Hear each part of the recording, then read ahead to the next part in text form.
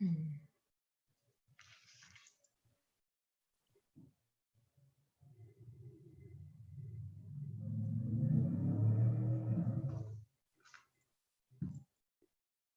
Come on. It says now streaming live over my side. Does it? Mm-hmm. All right, y'all. Here we are. Here we are. Here we are. Yes, we are live on the tube and the U. Thank you guys for coming in. Thank you all so much for sharing. Thank you all for liking. So listen, we are back on our Talk About It Tuesday. I just came up with that. Talk About It Tuesday, as we are sharing and dropping nuggets, y'all, about nonprofits, about nonprofit leadership, starting up, anything and all things nonprofit. And so I am super excited that once again, my girl, my friend, my colleague, my comrade, someone that I look up to and respect so highly, Zakia Esper, is here. Actually, I every time say those things. So guys, we're a little bit late because we jumped right into the conversation before we even went live. And it was Zakia that said, are we live? Are we live? Should we not be saying this on camera? So here we are. Here we are.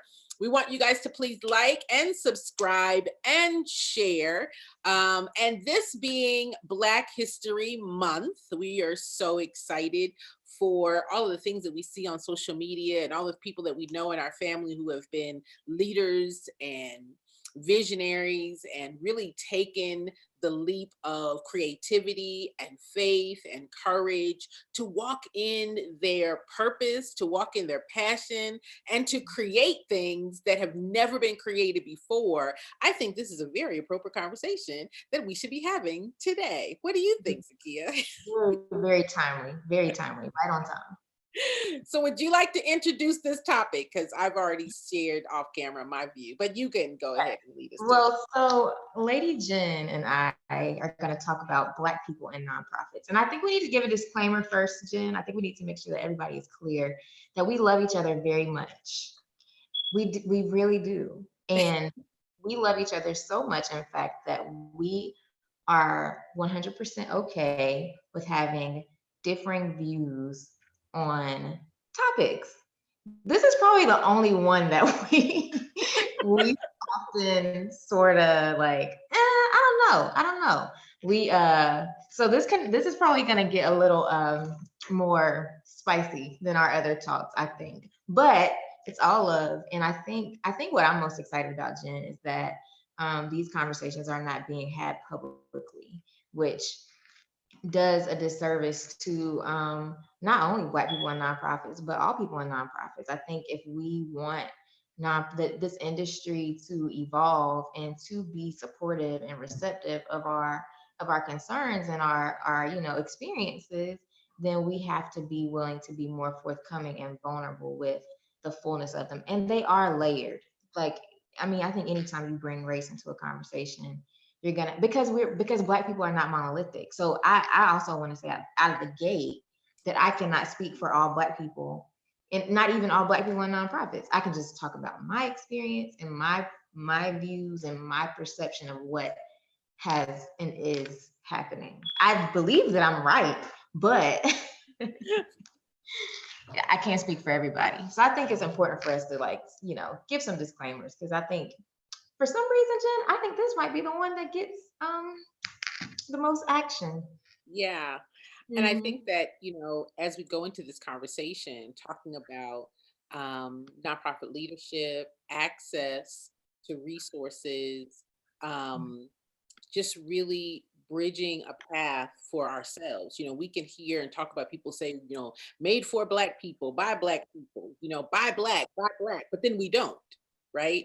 So then when it comes to starting a nonprofit and we cannot, well, let me say this, we do not generally support our own organizations. When I say our own, I mean created by Black people that serve the Black community, but then those who are serviced or receive services in that community don't get supported. Mm. right? Yesterday, I was listening to Pastor John Hanna out of Chicago. He's an Mhm. amazing man who is building a huge ministry. And he is all about Chicago, all about, buying drug houses and turning them into places for people in the community to have safe space. He's always talking about, feeding the homeless, and he employs people that were on the street are his staff. That he has really embraced this community that he's growing the ministry within. Well, then the ministry turns around, the community turns around and calls the authorities and the news and says, we don't like them parking in front of our house on Sunday morning. Hmm.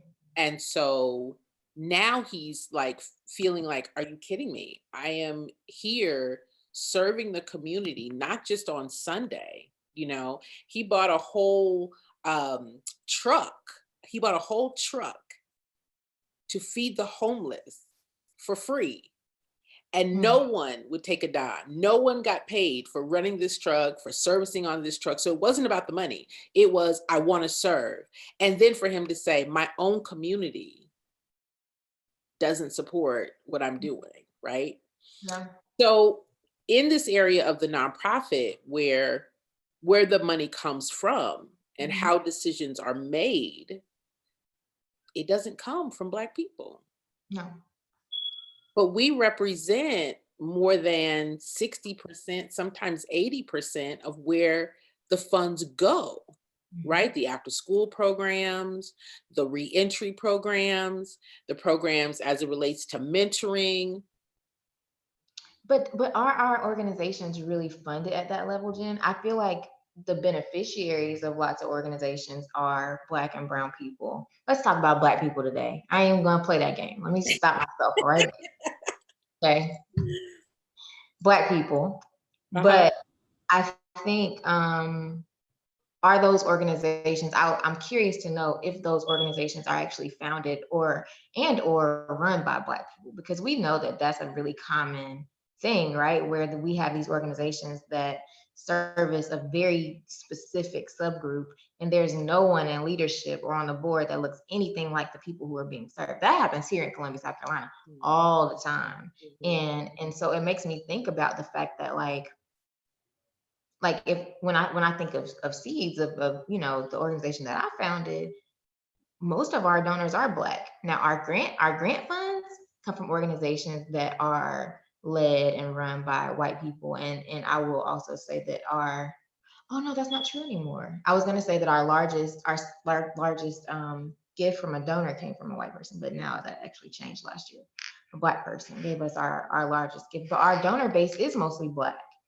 So I think it's an important distinction to draw, that like I feel like grant funds coming from foundations and things like that, like you said, that's going to come from white people, because that's power. That's who has access to those types of funds. We don't have, And I not would in push back, not in the South, but I would push back and say this, that the grant funders that we typically go to by choice are those organizations like the Weingarts and, the community foundations that are representative. But what I also know is that our Black community has a lot of wealth. Mhm. And if we would take the initiative to create our own community foundations, nothing is stopping us from doing that, right? Right. And these other community foundations did the same thing. They created a network of individuals of influence, and created it. And my pushback is, why won't we create it? Right? I mean, it's like there's nothing stopping us from creating it Mhm. other than it's not done already. So this is all there is. And I just don't believe that. I believe that, yes, there are ceilings. Yes, there are barriers. But I think that that's for women, that's for people of color, that's for people of sexual orientation. I mean, that's just a part of human nature, that there are going to be people who block. But I also think that if we move in intentionality and purpose, the people that we celebrate during Black History Month, they weren't given permission or a handout or said, hey, let me help you do that, right? Right. They created it from a place of, this is what I think is valuable, and let me step out there and do it. Or am I Yeah. wrong? No, no, you're right. You're right. I think where I struggle, um, because you know, I'm all about affirmations and perceived barriers. Like this is a conversation we had. I think we've talked about Kayla, Black Women Yeah. 2020. She hosted this group for Black women and nonprofits. It was like a luncheon. It was amazing. They had to kick us out. Okay. Yeah. And some of the conversations that we had in there were really, really rich. But one of the questions she asked was something around like the barriers in the industry. And I viscerally was like, I am not writing down a barrier on a piece of paper because I believe that all barriers are perceived barriers. It's about what we choose to, you know, I guess give power to, because really, Jen, not to go left on us, but all this stuff is fake. It's all made up, right? It's all made, we made it all up. And so I think it's about us being able to say, I see that, and I see that how that could be an obstacle, but maybe not a barrier. But I also, for me, it's my social justice stuff is kicking up, and it's hard for me um, to not take a moment to acknowledge that oppression is very real, and that there are people who I think have done and have tried to gain access in spaces that where they deserve to have space and opportunity and been denied because of how they look and who they are. And I think for me, being a fair-skinned Black person with light eyes and a couple of years ago a lot of hair, you know, there's an image privilege that I have that gives me access that doesn't give other people access. So I try really hard not to say, well, I did it, or, you know, well, I got this or I got that, because I know that there is something that is more, the perception of me as a Black person is more palatable down to the way I speak, you know, depending on the rooms that I'm in. And I know that's not right, but it's real. And so I think for me, what I try to keep top of mind is that I don't want to negate anybody's struggle and their actual experience. And I have friends who have, you know, written grant applications here in the South. And I know they have substantive programming and outcomes because they're being funded all over the nation, but people here won't look at them. And that's a thing. I think it's a very real thing. And I think part of us has to say, yes, we need to keep, you know, knocking down these barriers and moving around these obstacles and doing our best and trying to learn all we can. But I also think we have to take a minute and say, there some of them are put there just because we're Black. And I just don't want anybody to feel like we're not acknowledging that. Is that fair? Does that make sense? I think that's fair. And as a person who is a Black woman, Mhm. did I say that again? A Black woman Black who, woman. right, Me too. who has been in this industry for a long time, where I Mhm. think that now it's more tolerant than it was even 30 some odd years ago, right? Right. So when I look at the rooms that I've been in, that I wasn't necessarily, first of all, let's just say the name Jennifer Yarbrough. You don't expect a little brown dot to walk through the door, right? Nope. So when I do show up and they're like, you, yeah, all of me, right? All of me. And you know all of me. I could go The left, whole, I could go the right, whole all of it. thing. Um, so just in the, when I talk about going into a room, they didn't know it was me coming into the room because the name alone does not represent a name that says, oh, she might be something else, right? You just assume by the name, here I come. Right. So having conversations about access and about, all right, I'm here now, and I know what I'm talking about, and I know what you're not saying, and I'm not gonna let you wiggle out. Now, the decision is yours. You make the decision. Hmm. But me showing up determined to be present, knowing that they don't know what I look like, knowing that they're assuming I don't know what I'm talking about and not caring, because it's not only about me. And I think that that's where our forefathers in the area of Black history, there had to be a stance that said, this isn't being done anywhere else, or it has not been done before. And how many times do we not hear about their no? That when they showed up with the pressing comb and when they showed up with this or that, that someone said no, or did they just say, listen, we can do this ourselves? That's my preference.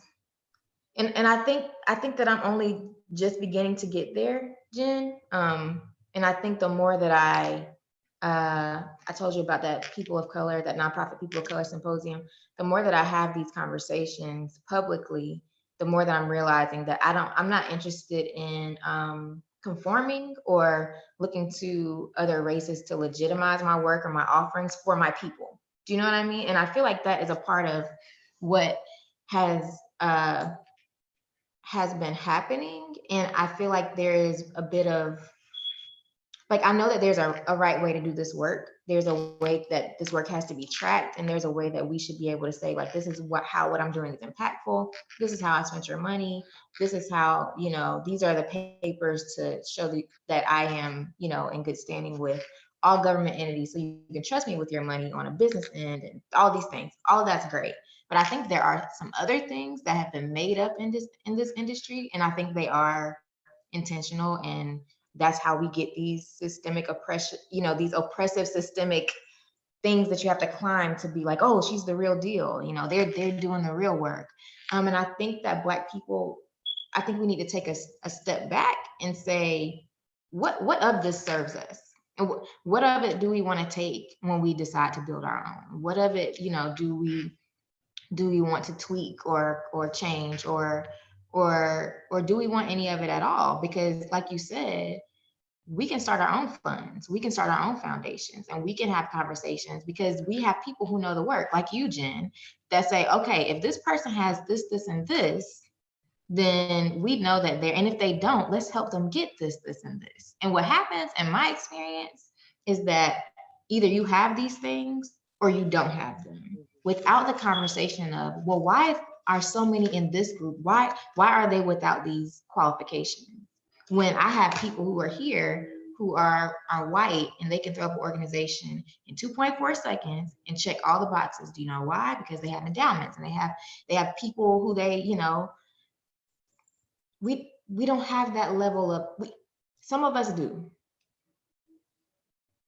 But it's the playing ground is unlevel. So I can't compete with someone who can throw up an organization in 3 months, literally. And you know what I'm talking about. I don't agree with that. These people are able to hire full-time staff out the gate who have history in the nonprofit industry in our city. So they already have these relationships built. They already have grant making and grant writing experience. So how can someone who I didn't open up with my budget funded? I couldn't. And maybe that's just me. And that's why I try to make sure I talk about my own stuff. Is it that you couldn't, or was it that you just didn't know how? Because that's two different things. Well, she didn't. So the way, and you know who I'm talking about. I'm trying to. I know. But the way knowing that even that example. But she walked in with she didn't have to do the work. She didn't have to do it. But what did we find out? What did we find out about that example and any other example? That not one organization can serve everybody. No one organization can. So when we're saying, well, they can come in and they can start working, but they still can't serve everybody. The need is so great that do we now say quantity, that if you can serve 1,000, because you've got the capacity to serve 1,000, does that discredit my ability to serve 100? No, because this 100 needed to be served as well.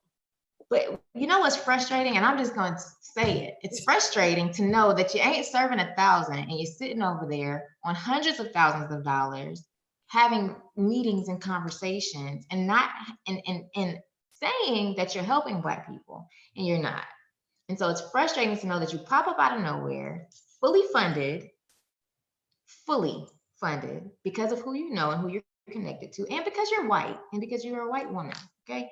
And we have been doing this work for years and we get, you know, no.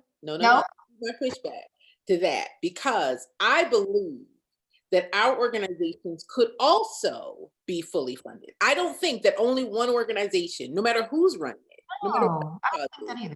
can be fully funded. So she comes out of the box fully funded, right? She comes out of the box, she's got the relationships, she's got the influence, and my thing is, why then don't we, or don't we take the initiative, take the responsibility, right, to also articulate to those people who are not, because not everybody is supporting this organization.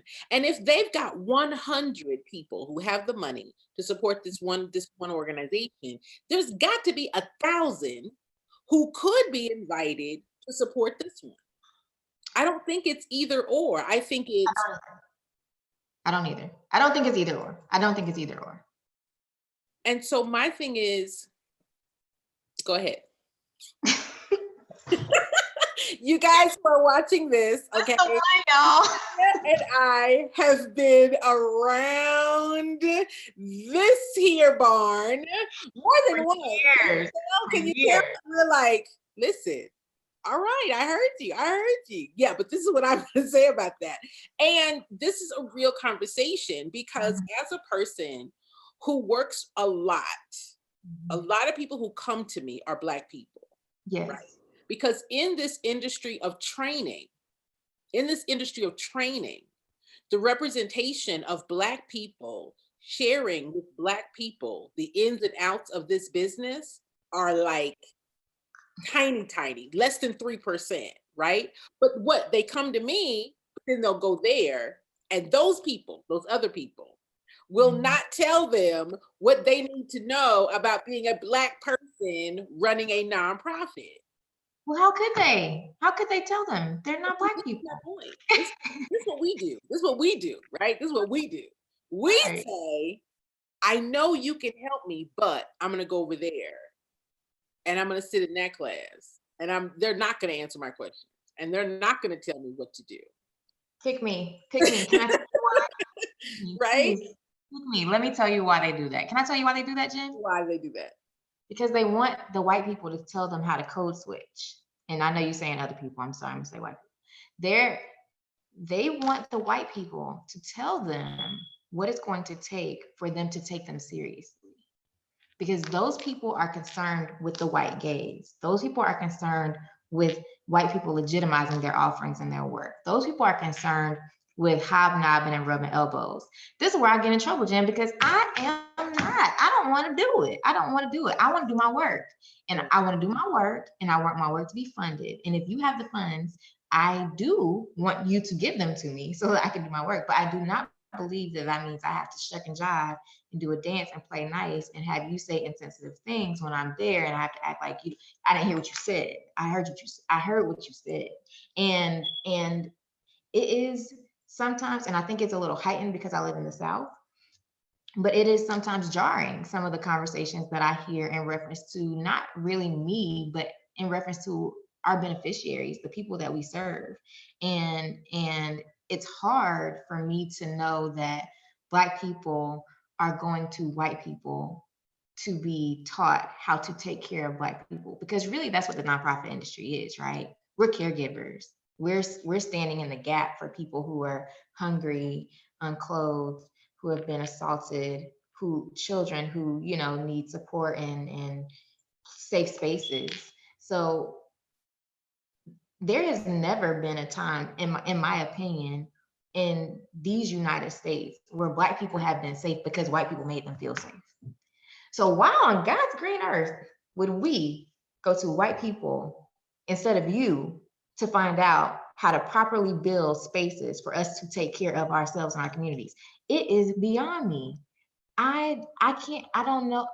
I do know, but it's offensive to me for you that people would really think that a white person could give you more sound advice about this industry and navigating this industry as a Black person than you could.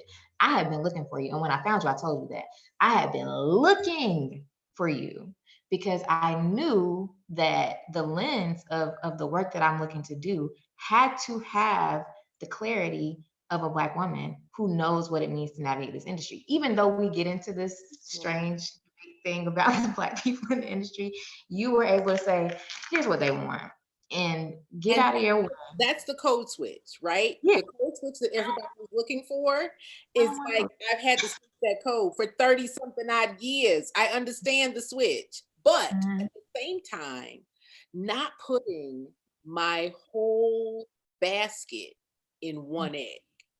I mean, Mhm. one egg in one basket, right? So even in terms of going in front of these businesses, in front of these foundations, in front of these corporations, in front of these celebrities who don't look like me for the most part, right? Going in knowing that there is a distrust level out the box, and it goes both ways. Because truth be told, some of Mm. them are shady. Truth be told, now let's not act like, some of Mhm. their skepticism is baseless. Let's not act like they came up with some of these prejudices regarding handling, mishandling. All of that did not come without cause. Now, not to say that there should be a broad brush and that it should be painted across everybody. That goes the other way as well. That there are people, white people, who believe in the work in our communities and who give, right? Yeah. So we're not making a blanket statement. However, what we are saying is that just as if there is distrust and wanting a code switch from the white people, they're like, I don't understand your language. I don't understand your personality. I don't understand all of that comes with you. Right? Because I'm perceived as the angry Black woman in the office managing people who don't look like me. And they're having to say, well, Jen, because they talk in code and real subtle. And I'm like, listen, we got to raise this money. And if you're not going to be here to do it, so then I'm the angry Black woman that is very aggressive. And I'm not a loud person. I'm a very pleasant person, actually. I'm a very pleasant person. However, I am about the business. And I hate excuses. But it is an adjustment that is culturally, I mean, we see it in the news about this young man now who's a part of his expression is trying to be silenced because it's not understood by others. And my thing is this, what school you get to go to? All right, so you don't go to there. Do you stop? Do you let that stop you from expressing and being who you are? No, switch courses. Switch courses. There are more than one courses. There are countless ways to cross a room. And I get frustrated when we're talking about what is stopping us as opposed to what's available to us. That's fair. Talk about the proactive. All right, what's stopping us? We're clear about that. Now, what else is available to us? Because there's nothing that can stop us. We have come over on boats. We have come over here and not been welcome. What can stop us? No, money can't. Money No. can't stop us. No. You're right. I don't want to, because no, they cannot stop us. And I think it's important that we do make sure we're clear that we're not painting with a broad stroke and saying that always, this is not we're not speaking to absolutes. Exactly. And anybody that's paying attention would know that.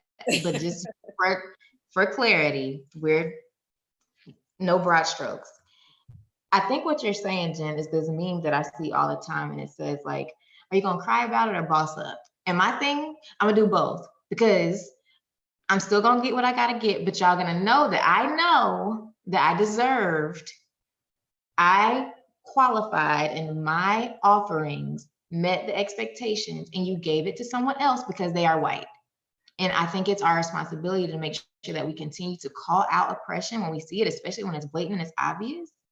And because that makes room, it makes room for accountability, and it makes room for people who come after us that want to do this work to be able to do it in a more amicable and less tumultuous way. I think if we just keep saying, well, there's another way, we can keep doing that. But I think there's a way for us to say, I'm gonna go this way, but before I go, y'all gonna know that I see you. I see you, and I'm gonna tell. And that's where I am with it now, Jen. I'm gonna Yeah. call it out. And And not only do I see you, but you Mhm. missed out on an opportunity. And Mhm. what happens all the time, it without fail, they'll Mhm. come back when they see it work, right? Mhm. Because we've got to look at where it's their investment. At the end of the day, it's their money. They can do whatever they want to do with their money. I can't get mad about how they choose to spend their money. I can't get mad about that. I don't want you spending my money, right? But if it's for and should go to an organization with who is fulfilling and who can fulfill, right, the cause, then I think it's the onus on me to say, okay, fine, you said no, then there has to be somebody out there to say yes. Why? Because it's a need and I can show it and I can prove it. And there are more people who don't know about what we do than do. So Right. then my job is to go out and say, let me educate you, let me inspire you, let me advocate on why this is important. Otherwise, who am I telling?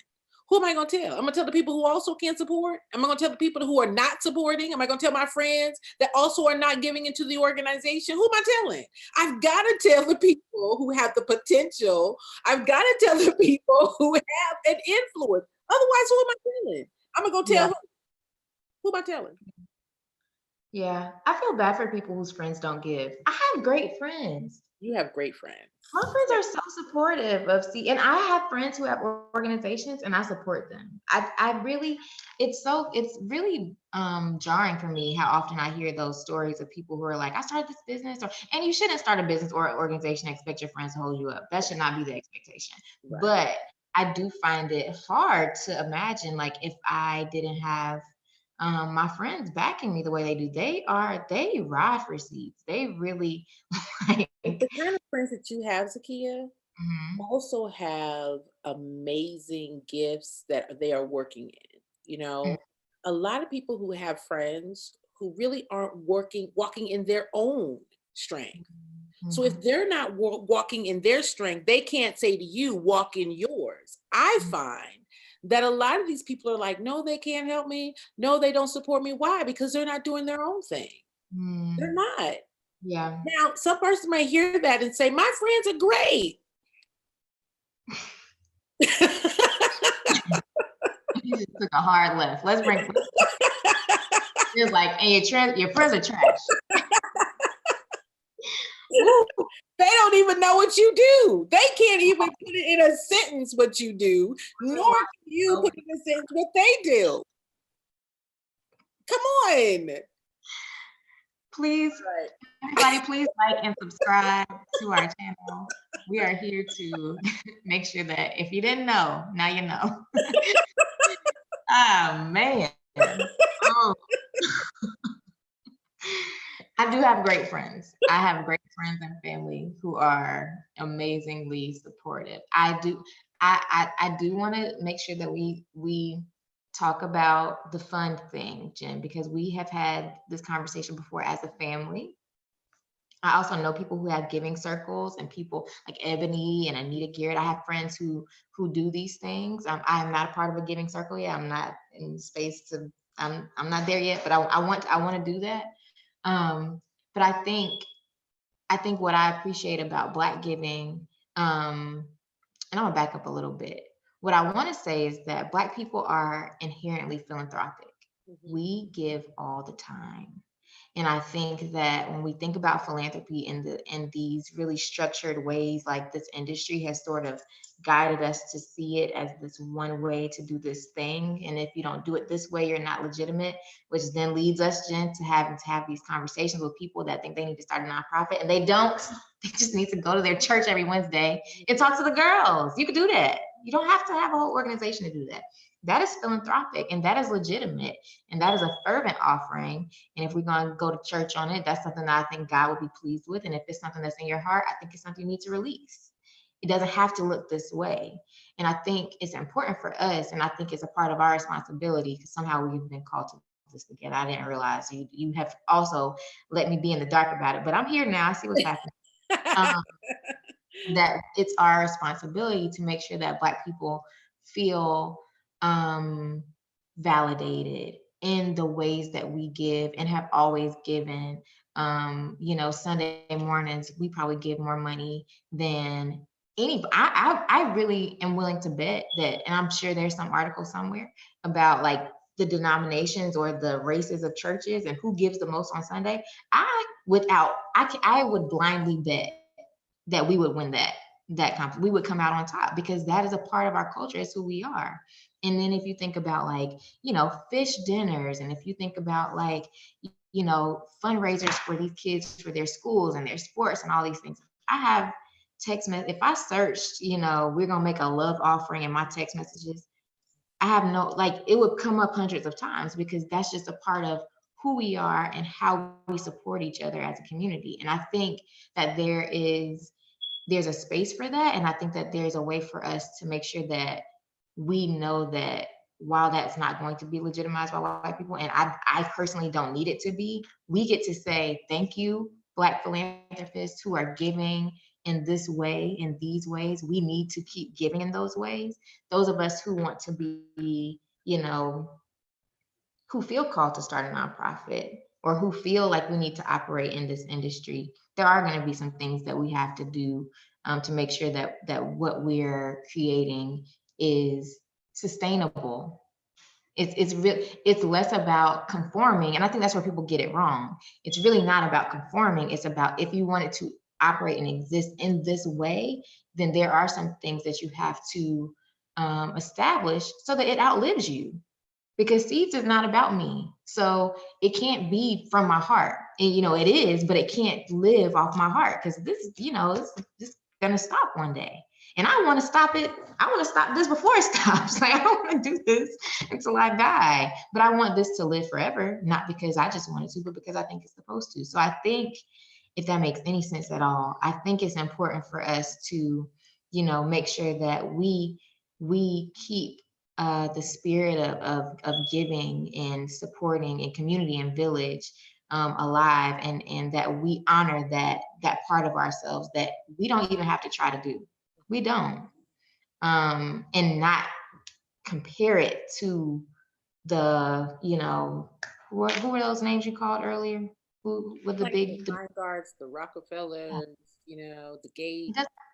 It doesn't have to look like that. It doesn't have to look like that. And not to say that there's anything wrong with those organizations. My thing is, in today's time, when people are able to create their own business without permission of with nothing but with a camera, right? You can create your own, that there is no excuse for not being, let me say this. I don't want to use the word excuse. I think that there is an opportunity. There is an opportunity. So there's someone. Sorry. Go ahead.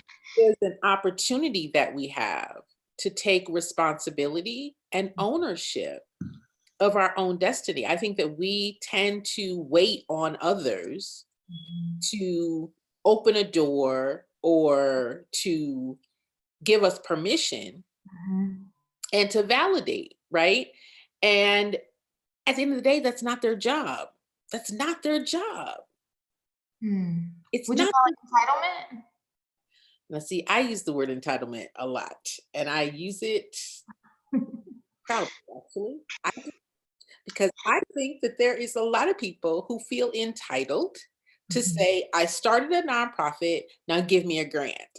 And my thing is, you ain't got a budget, you don't have a board, you don't have a program even, but you feel like, I started this because of my passion and now I want a grant.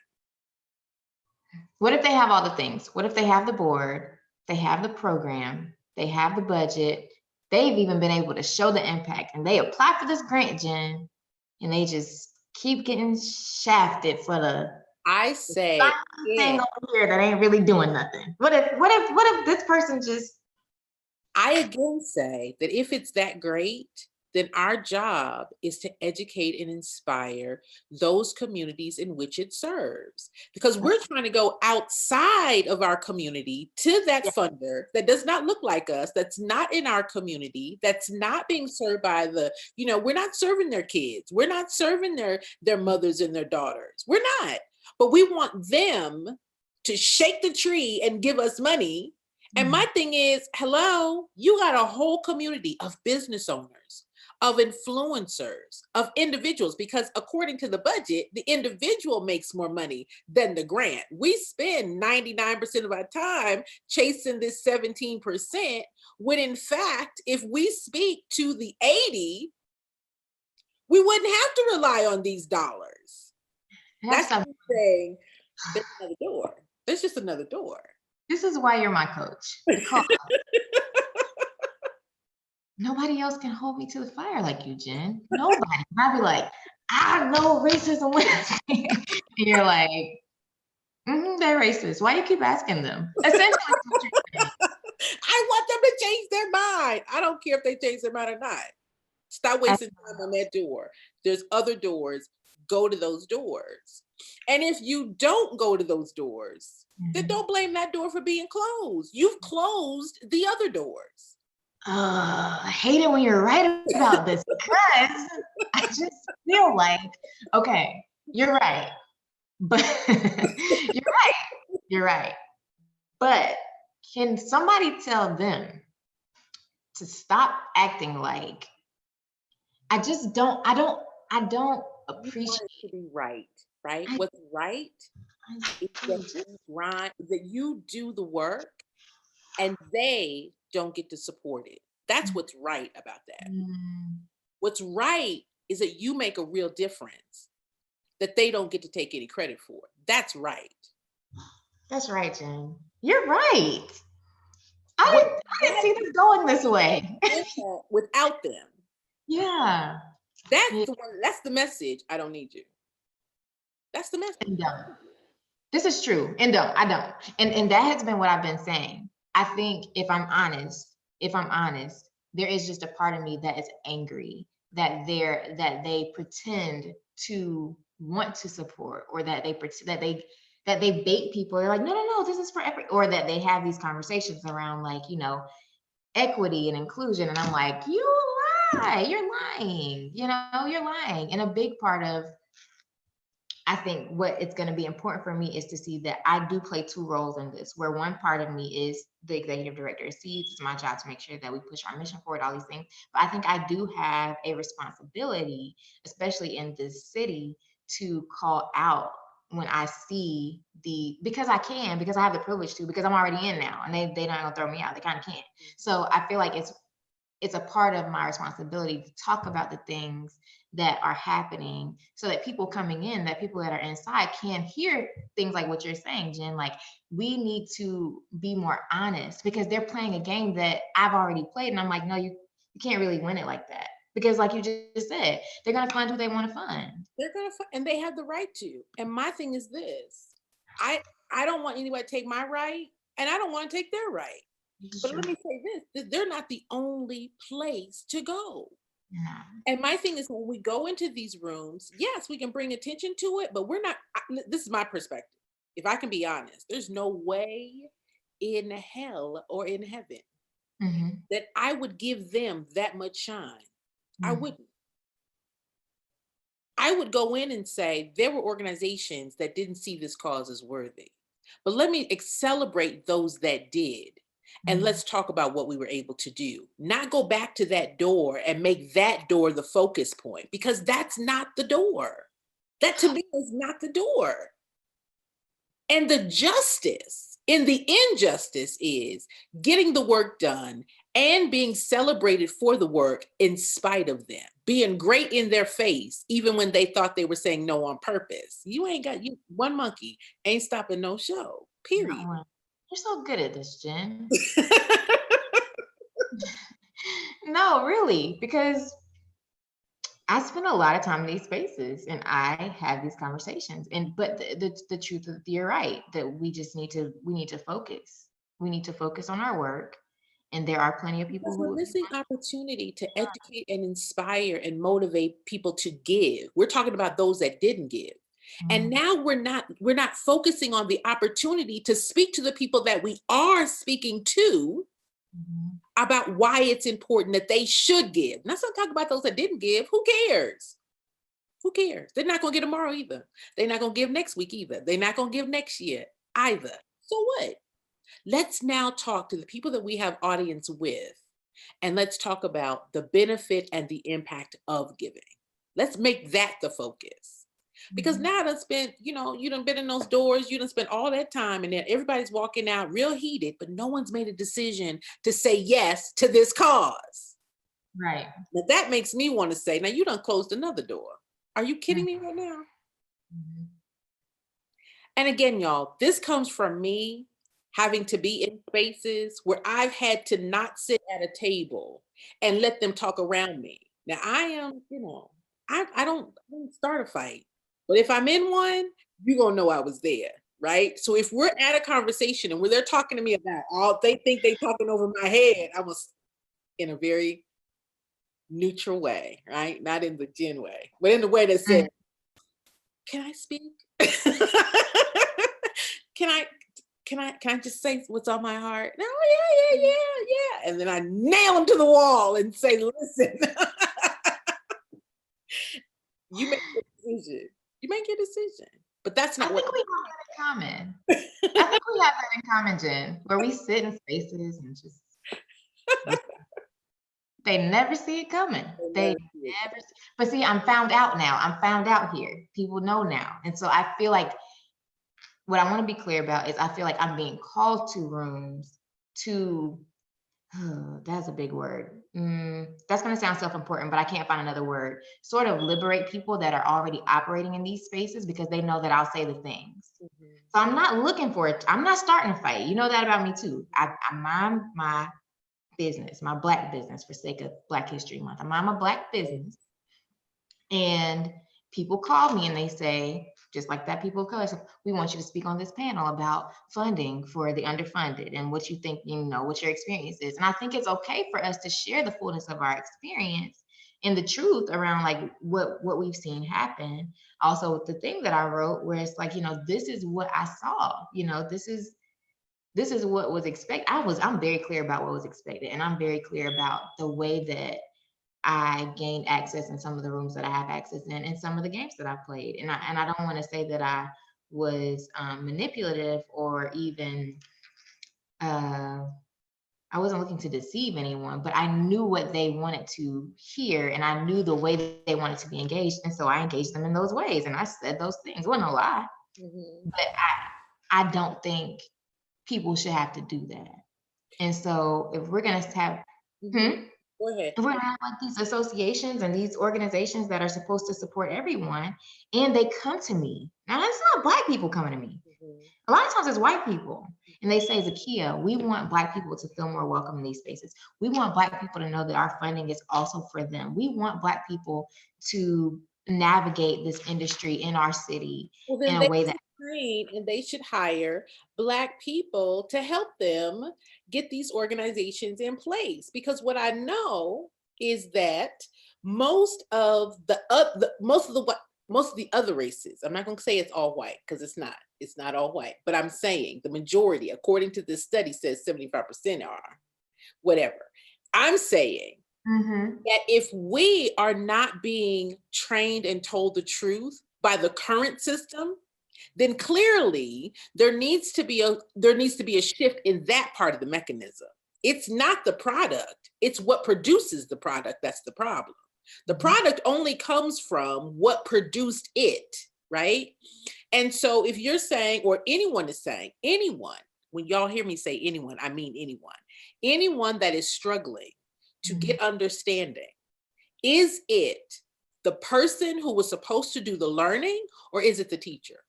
Mm. I don't want to answer that. Right? Because I can't say you gave me the information and I want you to be a part of it, but then I don't take advantage of that. Whose fault is that? But they don't say. They don't say it. They say it to me. They say it to the people that are already in the room. If there's no access, if people don't have access or people don't know about you, then how, if I see it as like, I'm trying not to throw people under the bus. I see it as like these entities, right? So if we're talking about foundations and associations and these things, we want to be inclusive and equitable, and we want to have a okay, cool. Are you engaging anybody besides the people that are already there? If you're not actively, if you say you want this level of, you want to have this, this type of, you want your population to be inclusive and diverse and equitable, which those words are problematic for me, but we don't have that kind of time today. Right. If you want that, then what are you doing to engage communities that are not already present and accounted for in your space? But see, I think that the engagement goes two ways, right? Because when we tend, the people who are not engaged tend to only show up, in my experience, for what they can get, but they're not coming with, this is what I want you to engage around. Now, there are those that do, right? So you're invited into the room, you're a part of the conversation. But why is it that if you were to pick up the phone and invite those other people that you know to come to the room, they won't show up? I don't know. When they come when I ask them. Zakia, you live in this. This is your community right here. It's tiny. The whole world of 82%. Why won't they come? Why won't they come, Jen? I think it's a lot of fear factor. I think it's a lot of the self-talk that we think they're going to say about us. And some of it may be true, right? People look at me and say, well, who are you? And why I don't care what you think about me. Right. I don't care what you think about me. We got that down. We do that well. Everybody doesn't have it. You're right. Everybody doesn't have that. And so when we say then, make yourself available to engage, those people who don't have that mindset to show up, no matter what they say, are not going to show up. Just because they were invited, they're not going to show up. I invite people every day. Come, let me help you for free. And they don't show up. I said to a friend, I don't know if I said this last time we talked, but I said to a friend a few weeks ago, she was talking about a space that she wants to speak in. And I said to her, I don't think, have you ever been to their events? Have you ever been to this? She's like, no. I said, so your first encounter with these people is going to be you like asking to speak at their thing. And she was like, well, yeah, I was like, I think we have to be more intentional about engaging the spaces that we want to occupy. But I do think that's a two-way street. I think that there is some responsibility. I think the only reason their responsibility falls on them for me, Jen, in any way is because they keep saying they want to have us there. And I'm like, well, if you want us there, what are you willing to do to make sure that we have been actually invited, like that we know about you? My response to that would be, you name the date and the time, and I will get them here. But who, me? Yeah. If they're talking to you and they're saying, if you bring them, that's what they're saying. They're saying, help us get in their presence. They're not telling you because they know how, or that they haven't tried, or whatever that excuse is. But my response to that would be, if you mean that, you tell me the day and the time, and I will personally invite them here. Now, when they get here, what is the offering? Because I want to be able to share with them that they're coming not just to hear you talk. You're asking them to show up because what's the impact of this whole conversation, right? So if they're saying to you, we want this, give me the day and the hour. Tell me the day and the hour. Let's make it happen. Yeah, that's fair. I do what I have seen is my responsibility. When people come to me and say they want to start a nonprofit, or they want to, Jen, we've had this conversation. Most times I'm like, you probably don't need to. And I found a nicer way to say that. It's working well. But in the rare event that someone brings me a mission, and not that I'm the, end all be all, but if you come to me, I'm gonna tell you what I really think. And I think I told you I've had 2 this year, which is, for it to only be February, I'm like, this is crazy that I've had 2 that I'm like, I actually think there might be space for that. And what I've done with them, oh, and someone who wants to start a charter school, which is, it's, ish in there. So what I've said to them, and this has sort of been my test to see if people are, if I am I wasting my time having these conversations, because I'm glad to help people. I think people get that wrong too, that like that people don't want to help. Like, I don't want to waste my time. I don't want to sit here and pipe dream text message with you about something that's never gonna happen. I don't have time for that. But if you have something that's gonna help our community and our kids, let's talk about it. That's what I do. That's my work. So the two people or three at this point who have come, this is my test. I ask them if they know about our Association of Nonprofits. And if they say no, I send them the link to the next mixer. I'm like, go to this, check this out. I send them the link to the summit that's coming up. Send them the link to the symposium that just passed. Send them the link to because there is stuff happening. That's my thing. There's stuff happening where you can show up in person and say, hey, here's who I am, here's what I'm thinking about. And you don't have to have all the answers to go to a mixer.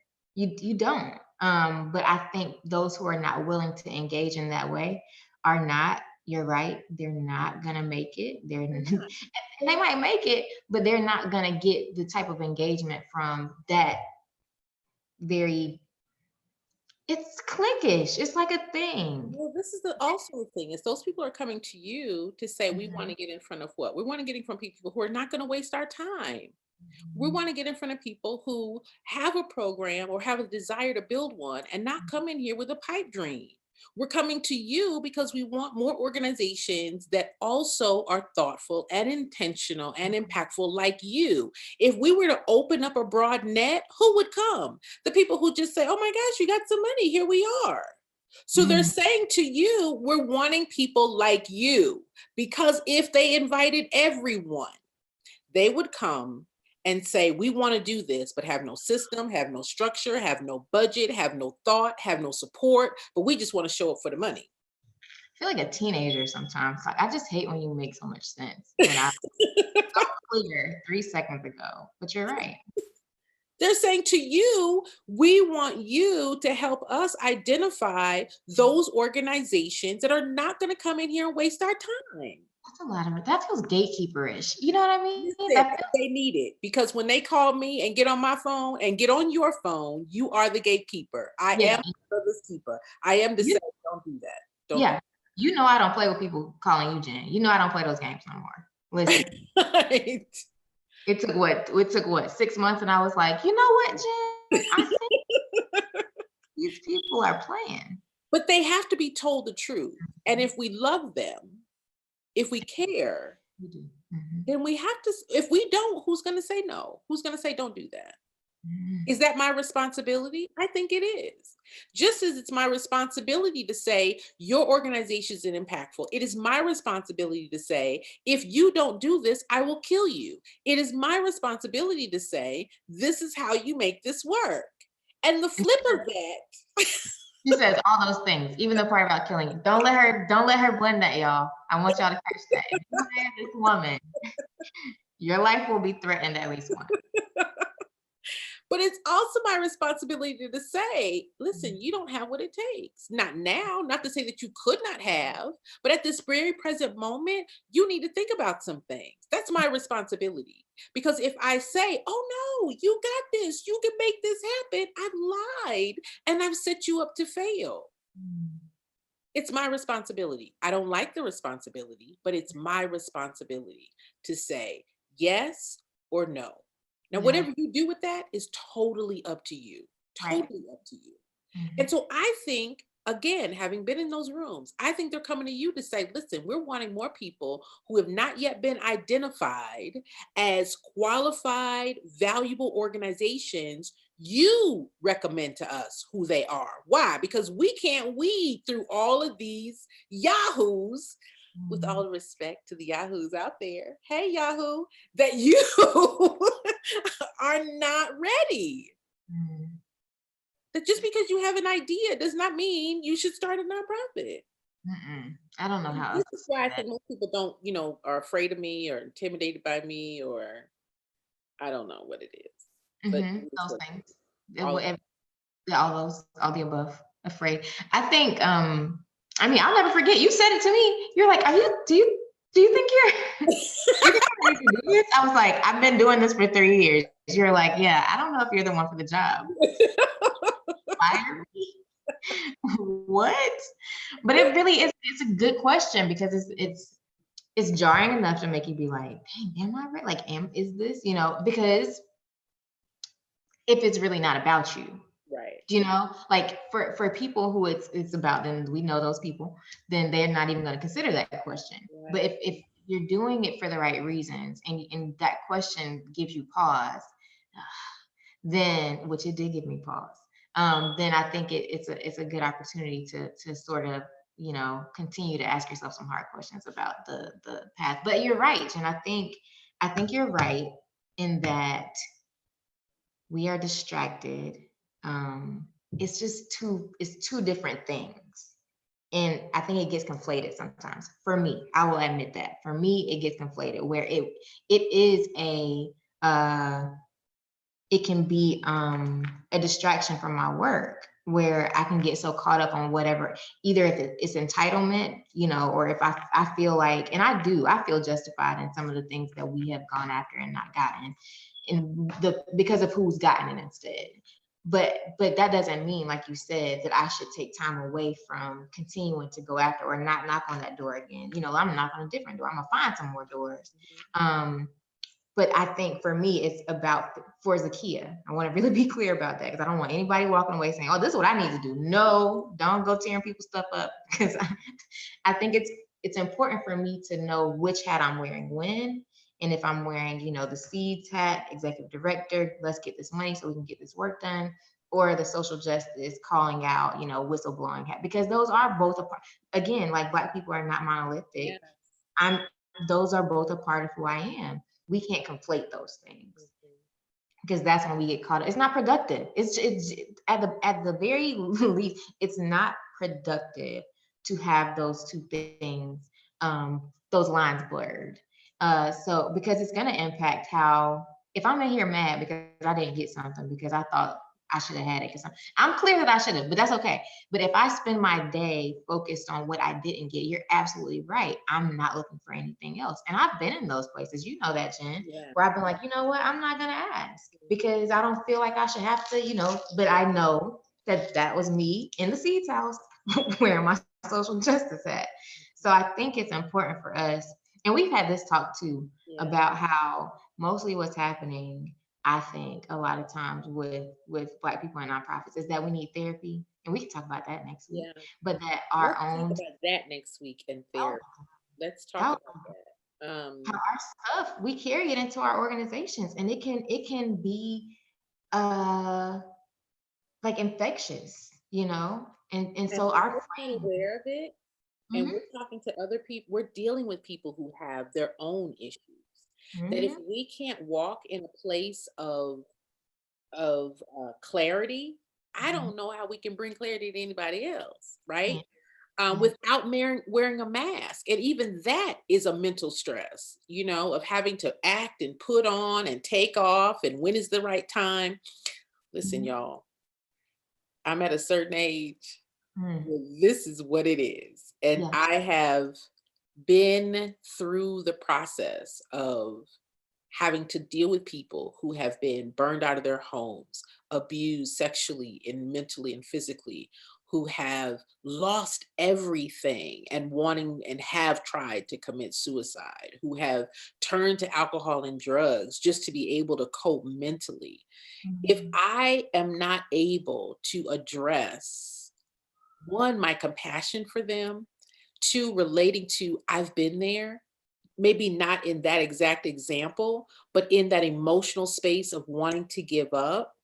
But if I have not learned how to push past that self rejection first, because I think that most of us reject ourselves before we ever let anybody else reject us, that we say no first to ourselves yeah. I need notes. We got to talk about all this stuff, Jen. before we ever give someone the empowerment to do that. I just don't believe that that's true, right? So You're right. We need to talk about saying no to ourselves. yes.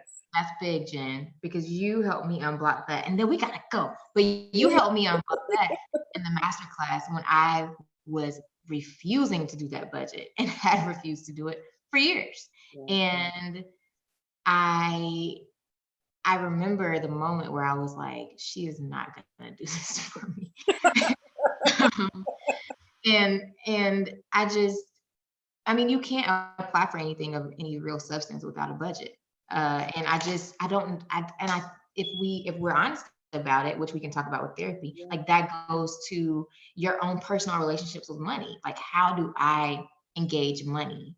If you have a negative or tumultuous or whatever relationship with your personal finances, Yeah. then how in the world can you even imagine what you're going to need to run an organization if you haven't run an organization before? You run your house every day and don't have a budget for your house, and then been in a house, have had a house, like you do that every day. So why would you then all of a sudden be able to? And I think we need to have the fullness of those conversations, that we have these expectations of people to all of a sudden be comfortable with things in this industry that they've never engaged. And it's the same thing for any business. Yeah. But it's there is more accountability in a nonprofit because of the charitable aspect, and it's not, you don't own it. So there's a level of expectation that is an oversight, That's required. and it's different. And we haven't talked about that. Oh, so many things. All right, y'all. So listen, we're gonna end now. This hour goes so fast. Yeah. I can't even believe it.